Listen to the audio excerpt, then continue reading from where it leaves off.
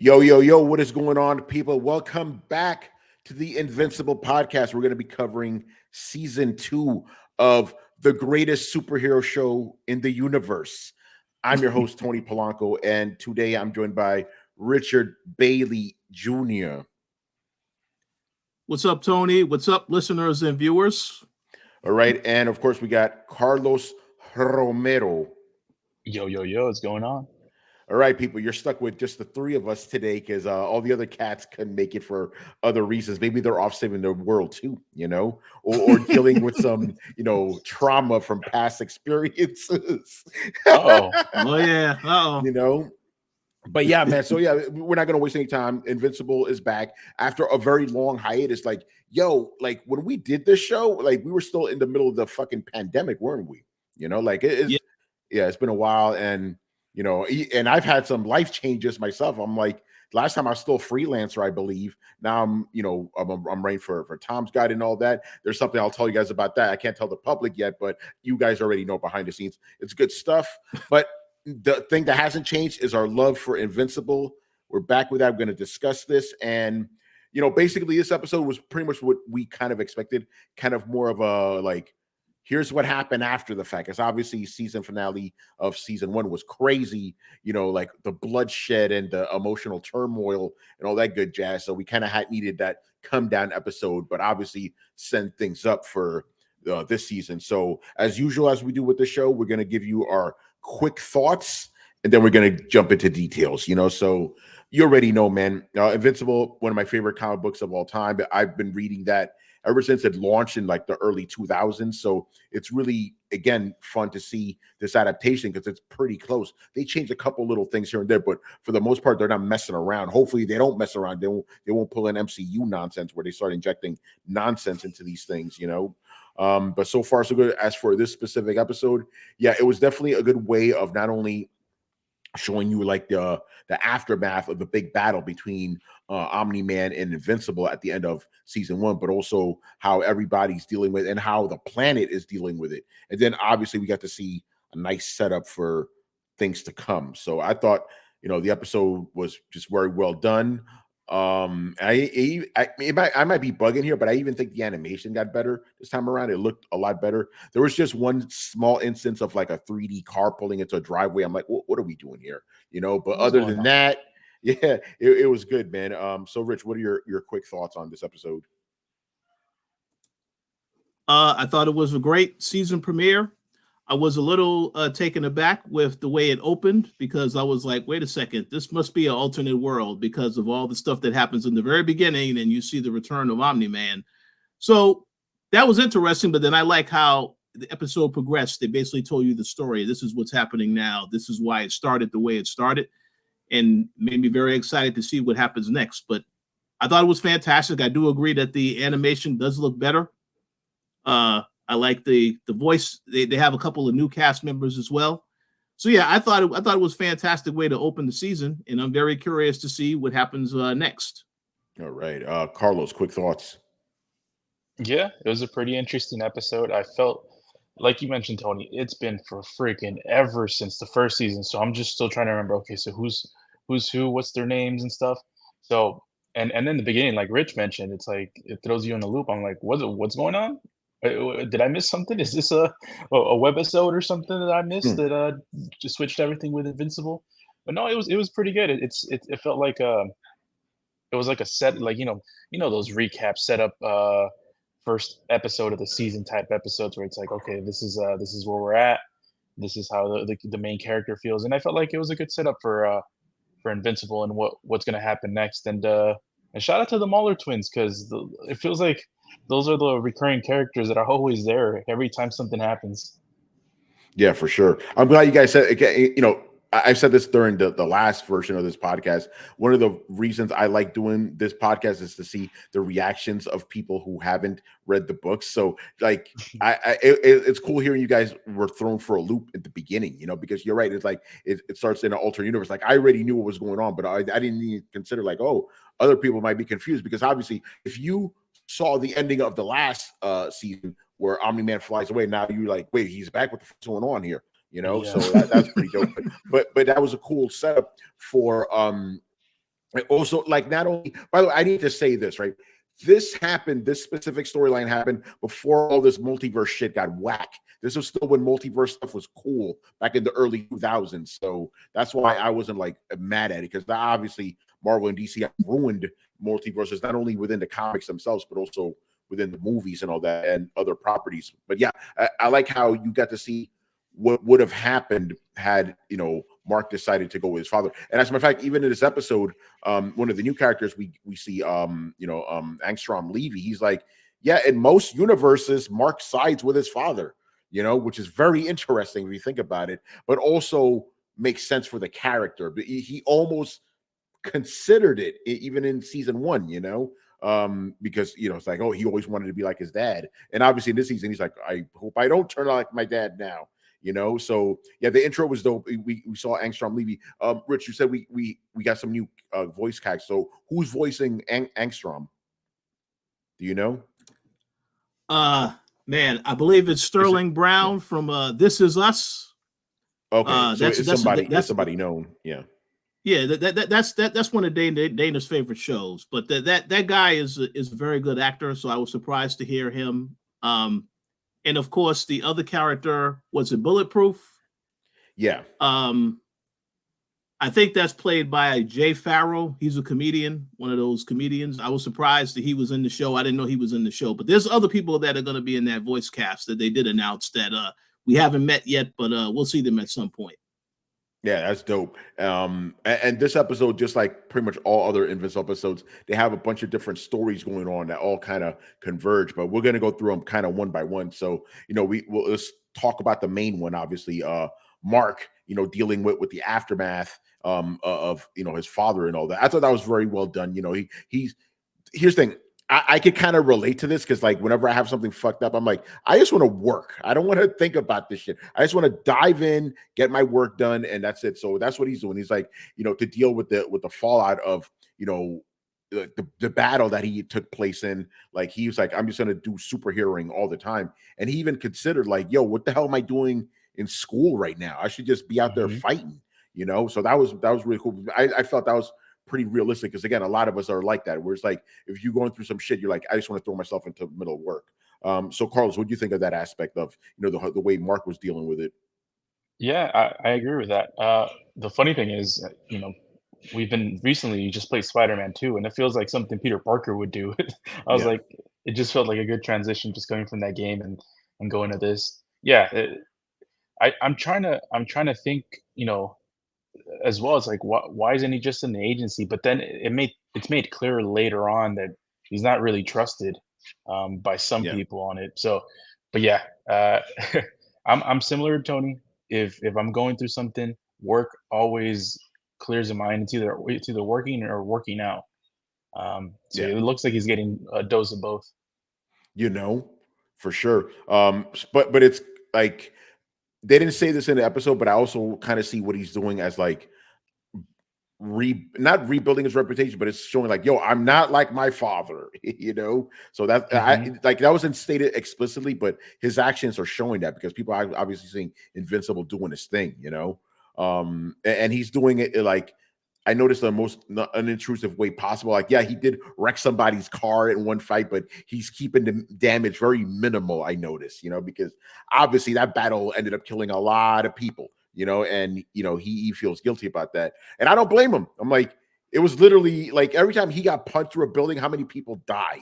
You know what I'm saying? So, and that's also what I enjoy about that. It's like, because you don't see that in fucking Marvel and DC. I've been reading these comics for decades, right? Have this huge battle in Times Square. The next everything's fine. It's like, wait, I'm pretty sure people got killed here, guys. There's You know? definitely repercussions to these things.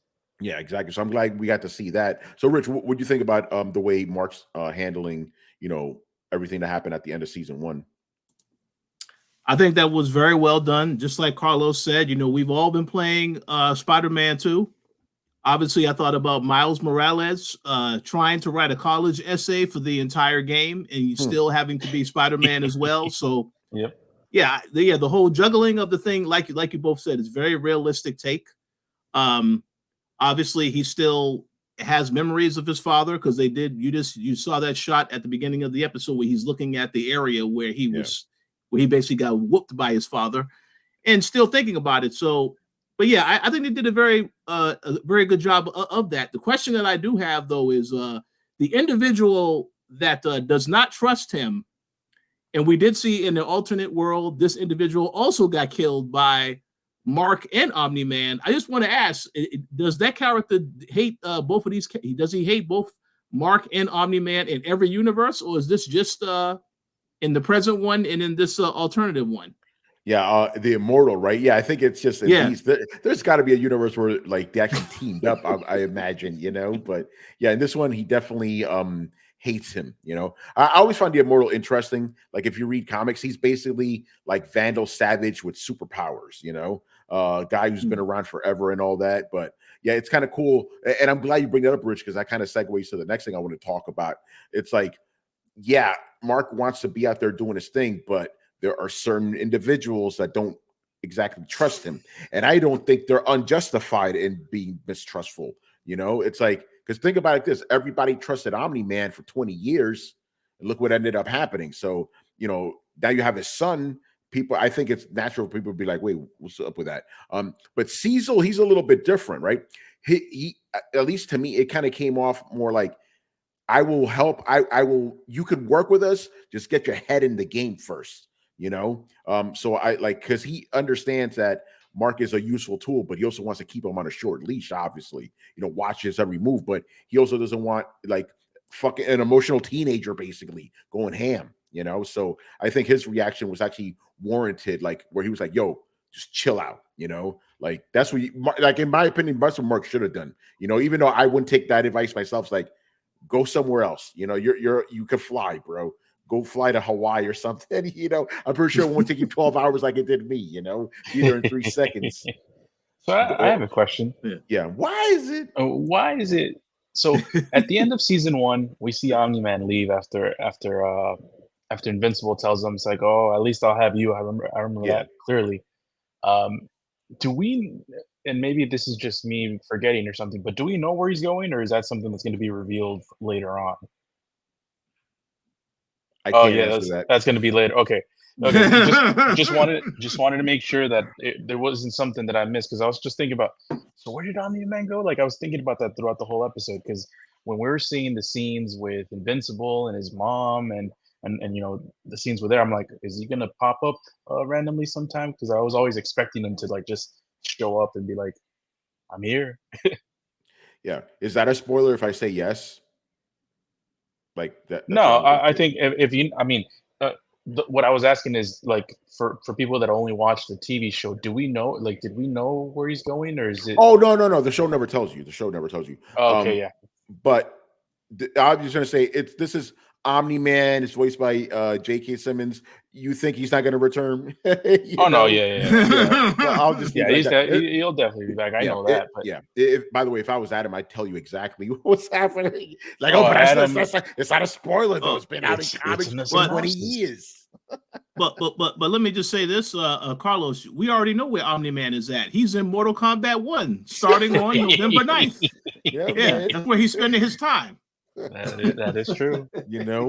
But by the way, since you guys brought it up, I also want to talk about Mark's mom, because she's obviously dealing with all that bullshit too, and there was a very interesting scene where what's his face, the speedy dude, the Russian dude, his wife shows up, and they kind of have like a moment and shit, because she's been through it, she's been through all that nonsense, so she's trying to help her out. So what would you think of her journey? Because her journey kind of mirrors Mark's, just on the other end,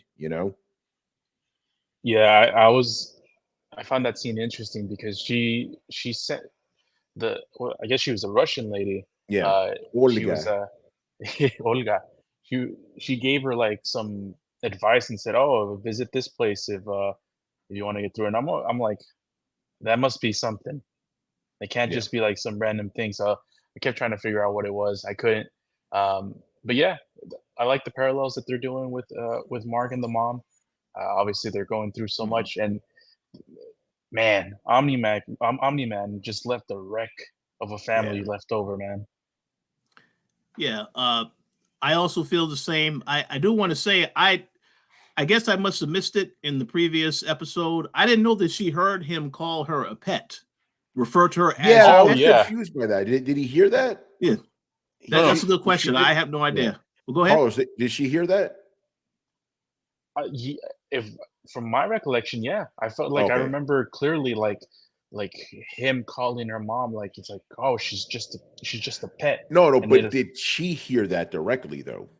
oh, I Oh don't wait, know. hold on. If I remember correctly, wasn't she in the control room watching the fight? Yes, yes, I So think yes. that's it. there it Yeah, is. there it Yeah, It was with is. yeah, Cecil. yeah, Yeah, Yep. yeah. That's where it was. Yeah. But yeah, that's fucked 20 years. You know, so this shit is fucked up.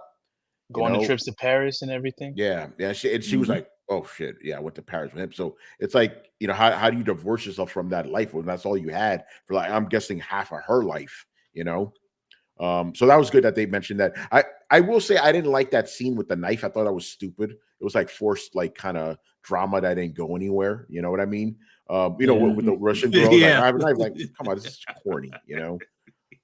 So yeah, that was all good. And then obviously we talked about how, like, you know, how everybody's dealing with it. You saw Amber, she showed up, Eve showed up, and everybody's like, yo, you good? You good? Well, You yeah, know? well, she has hair, so she's definitely good this time. Yeah, exactly. Yeah, Not exactly. Oh, not like the shit. other world Amber. It was like that was because I was like because Adam when the Eve, show. yeah, Oh yeah. I Adam confused Eve, them. yeah, Adam yeah. Eve, yeah, because on the when the show started, I'm like, why does she like she looks like she like got depressed or something, and like this like she lost all her hair and stuff. But no, that's when I noticed it was another universe. But yeah, Yeah. these Yo, look that was some these look cool. like That was regular. Yeah. No, that's some cool shit. He like, it was crazy because, like, he's like, I don't want to kill you, but I can't, gotta stop you. And he stops. Like, you just killed her. No, he did something worse. He paralyzed. Like, damn. Paralyzed. Yeah, that's crazy. And then Omni-Man was like, oh, that's what you were practicing on those civilians for. Like, fuck. You know, some cold shit. You know. And then, the other part of the episode, which will dovetail, everything to the end. We saw our favorites, the Mauler twins, talking shit as always, so that was kind of fun. I like that scene where, the portals are behind them. They're like, yo, should we go? It's like, you want to keep eating this shitty food? It's like, all right, bet.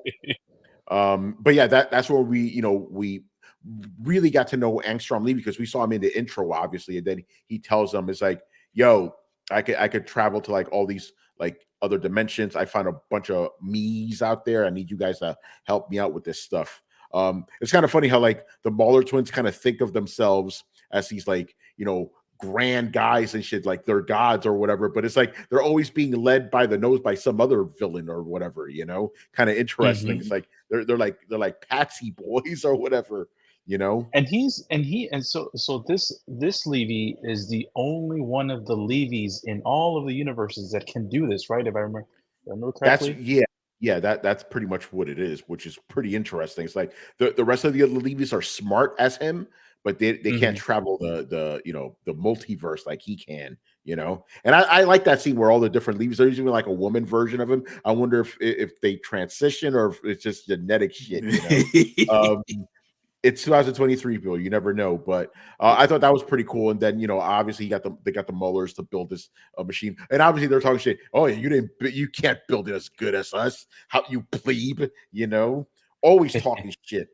But yeah, what you guys think of Angstrom? Because obviously we got to see two sides of him. Like, at the beginning, he's like, I want to do this so I could save the multiverse, basically. And then at the end, it's like, I will destroy Invincible. Yeah. So, Rich, what would you think of Angstrom, the character so far? So I think that was very well done, because you see in the alternate world, they kind of make you feel sorry for the character, when he looked like he's about to get killed and then he disappears into that portal. Then, of course, when you see this version, like, he does have a little bit of sympathy towards Invincible, but obviously when Invincible finds them and approaches the Mauler brothers, the Mauler twins, then you have all the Maulers coming out. I thought that was a very cool power that he's able to do that. But no, I mean, now that he is, coming back, my assumption is that this is a much more powerful version of himself, is what we saw at the end of the episode. So I would like to see what his other abilities are going to be besides the portal stuff, because My assumption is that he wants to kill Invincible, so he has to have more powers, I would think. But I think you would know better than us, Tony. But you probably cannot tell us that answer yet. So I'm not Adam. I'm not one of the. But you guys obviously did see that like half his body is a brain now. Yes. Yes. So which is a clue right there. Yeah. That was my understanding because he was the one they were talking about. Him like what he's trying to do is just trying to consume all the wisdom that all his other infinite levies are getting. So that's essentially what he's trying to do is just get the wisdom from all of them, not necessarily powers. Yeah, it was about power. It was about wisdom. Yeah. But like Rich mentioned, I just want to mention that was really well done the way that they did. You know, the beginning of the episode where he slips into a portal, leaves, and they're like, oh, okay, and then just continue killing, and then that transitioning into, oh, most of these Omni-Man and Invincibles are just bad people. So at the end, when the experiment goes wrong, he's not with his original common sense, but the common sense of everyone that he got. So now he's like Invincible and Omni-Man are just the worst. So I like the way they did that. And also, he never said that he's going to kill Invincible. He said, "I'm going to kill Title Card." Yeah, they always do that. It's fun when they do that. But yeah, no, that is kind of interesting. Yeah, it's like basically because remember, he is the one that actually fucked himself up like that. You know, because he's seeing Invincible getting killed. He's like, "Whoa, you got to stop that! You can't do that shit." You know, so but obviously things got twisted, and you're right. It's like the memories of the other versions are now in him. So, and since most versions of Invincible are evil, you know, he wants to stop him, and obviously he's not happy about being deformed. And he said he's like, "I'm a freak," you know. So that'll be interesting to see, you know, where things go forward with him. And by the way, don't let me not say this. I'm pretty sure we only saw a Mauler twin, just one Mauler twin that was kind of half of a Mauler twin. Yeah. I'm pretty sure he's gonna clone himself. We're gonna get the set again. It's gonna be like a running thing, like Kenny in South Park. Yeah, man. Yeah, you guys know how this guy operates. By the way, I like that scene where the other Maulers show up. He's like, "Wait a minute, you grabbed a bunch of them too. I thought we were special." You know, I liked all those other versions of Maulers. There was one like this one mutant Mauler that was cool. There was like a woman Mauler, like that was kind of. There was like a cyborg Mauler, like they had all these versions. You know, by the way, was pretty fun. What's up? I do want to mention that I like the aspect. It's a really small thing, but you know when he's getting all of the consciousness, all the consciousness and the knowledge from all of his alternates or variants. I like that he did portals where I guess there's other places where they have like the same similar station that's transferring like the same thing. Instead of having all of them in one place, he just puts a portal into a different universe. So I thought that was pretty cool. Yeah, and obviously I'm pretty sure Molars were attending those other machines as well, you know. But yeah, that was pretty cool. And then obviously Invincible saves the day. And again, just to show that he is indeed invincible, the whole place blows up, everybody dies, and he's the only one standing there. It kind of reminded me of like a good version of the way that same scene happened in Man of Steel. You know, remember when the court or whatever got blown up and Superman's the only one standing there? The piss jar. Yeah. Oh, that is fun and interesting that, like, you know, Mark was still covered in blood. I'm like, shouldn't that blood have been like at least burned or turned into like brown, you know, caked on shit, you know? And I also like that after the fact, my man still had the fucked up face. You know, he didn't just heal up all the way. And also, you know, we talked about this on the last podcast season, where it's like, you know, for a guy called Invincible, he sure gets fucked up a lot. Oh yeah. Oh yeah. Like that hasn't changed. Like, damn, my man's in a pool of his own blood right now. But I think you mentioned, Tony, and maybe this is a spoiler that but he actually is going to be beating people up in the future, you know, to come. So stay tuned for that. He does get beat up a lot, but he also going to beat some people down though. Yeah, I mean, the show's already showing that he's already gotten stronger, you know. I think the Maulers is like, oh, this guy's stronger than he looks, So yeah, again, he's only a teenager, so he's gonna keep getting stronger and stronger. Omni-Man said that to him last season too, so you'll definitely see him. But I do like the fact that even though he's so goddamn powerful, my man can still get wrecked, Yeah. So that's cool. Anything else you guys want to say about the episode? Oh, it was really good. I can't wait. I'm excited. It's been way too long since season one. We've been patient, and now we're gifted with a whole season. So looking forward to the next episode. Yeah. What about you, Yeah. Rich? Yeah, I thought it was a fantastic season opener. A lot of questions I have about what's coming next, and I'm looking forward to seeing what happens. Yeah. And that's actually a segue to the last thing I wanted to ask you guys. This is the part I can't participate in, but I want to ask you guys, what do you want to see or what do you expect to see this season? So I'll start with you, Carlos. Yeah, I'll start with you.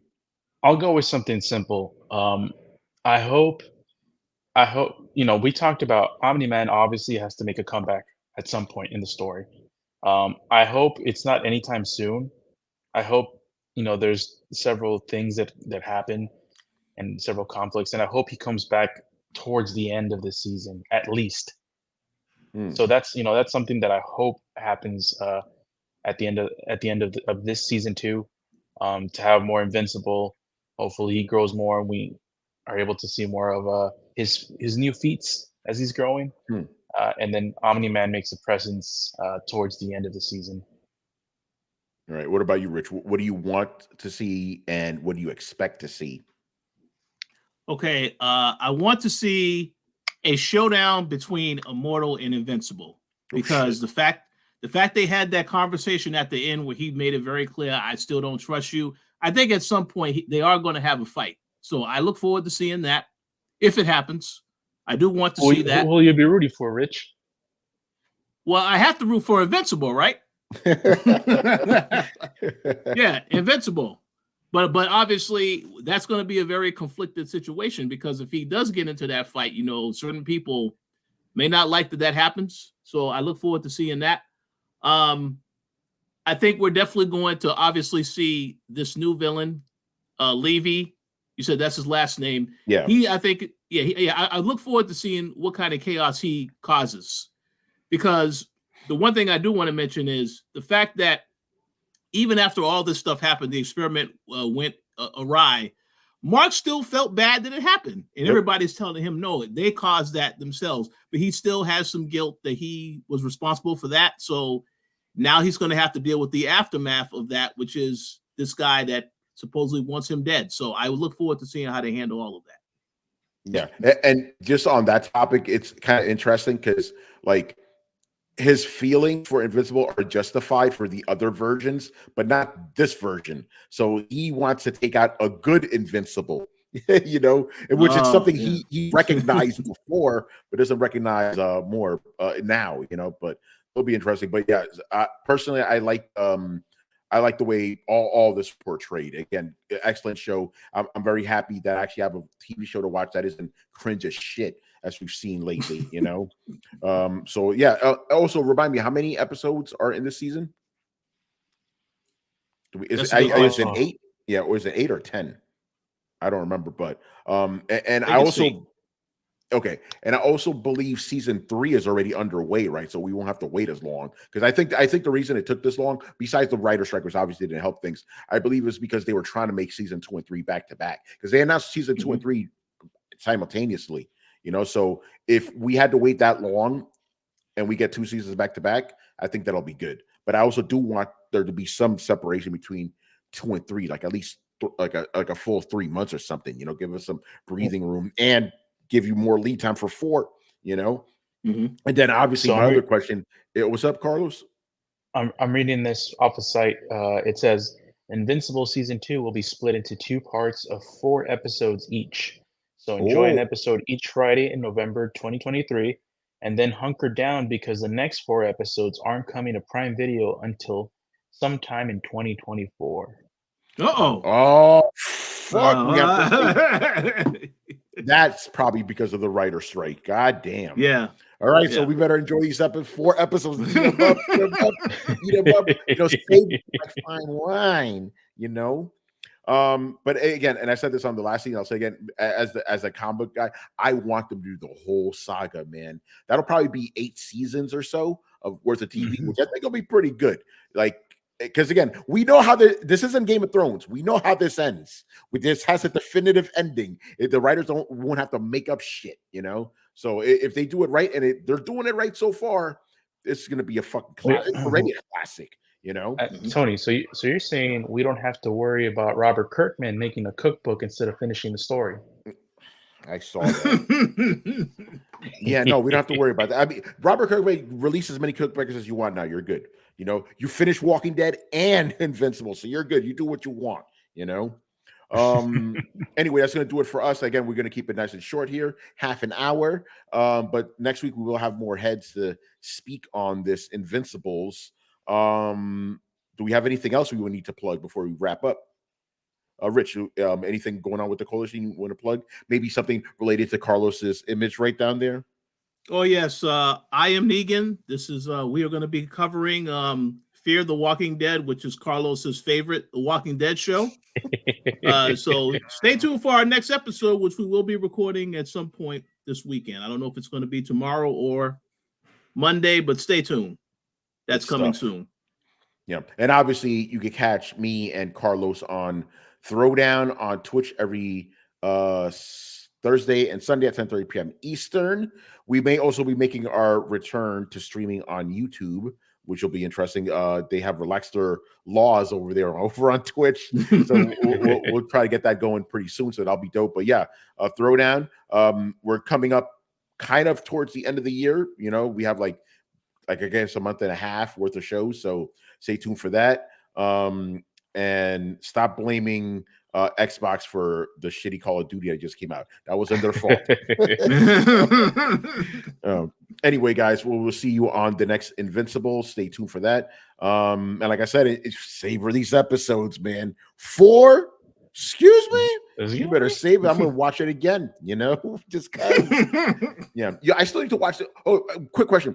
So how many Adam Eve episodes are there? Because this one immediately said Adam Eve Invincible season 2, but I'm like, didn't that come out after season 1? Yeah, that was just a 1 episode thing they had over the summer because they actually have a game that's coming out too for PC. Yeah, I heard about that. Yeah. So yeah, it's only 1 episode, but it's like I guess an origin story about her. So yeah. I assume that they're going to have some other things that happened to her this season. I'm guessing. Yeah. Okay, so I'll make sure to peep that because I've been meaning to, but I was just confused because it said season 2 for Adam Eve. I'm like, wait a minute, isn't it technically season 1.5? Anyway, that's not here. Yeah. That anyway. What's up, Carlos? By the way, I love how Carlos just keep muting himself because he's in New York right now. There's gonna be sirens and shit fucking. It never stops, man. It never stops. Oh, it wasn't me, by the way. I think it was Rich. Okay, cool. By the way, Carlos, this morning, man, I got up at my usual time because fucking construction going on. I'm like, really? Tell me about it, man. I got construction right next door. Yeah, I literally have construction right like 50 feet behind me and then like another 50 feet ahead of me. Anyway, that's neither here nor there. We will be back next week with more Invincible season 2, people. Later. Peace. Peace.